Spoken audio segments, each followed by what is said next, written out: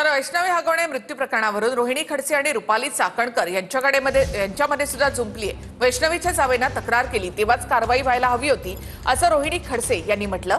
तर रोहिणी खडसे यांचे पीए नाफडे यांच्या पत्नीनं महिला आयोगाकडे रोहिणी खडसेंकडून धमकी मिळाल्याची तक्रार केली आहे असं चाकणकर यांनी म्हटलंय।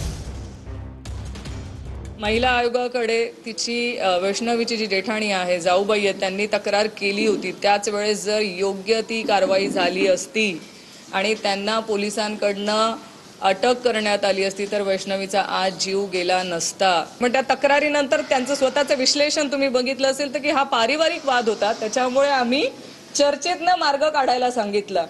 एवढं झाल्यानंतर ती महिला येऊन तक्रार करते, चर्चेतनं काय वाद देत नाही तुम्ही मार्ग काढताय, तुम्ही अटक का नाही केली त्यांना? मी म्हणते ना, यांच्यावरती सदोष मनुष्यवधाचा का गुन्हा नोंद करू नये? यांनी यांच्या स्वतःच्या जबाबदारीत नाही मुक्त होऊ शकणार नाहीयेत। रोहिणी खडसेंच्या पीए पांडुरंग नाफडे, त्यांची मिसेस सीमा पांडुरंग नाफडे यांनी राज्य महिला आयोगाला तक्रार केलेली आहे।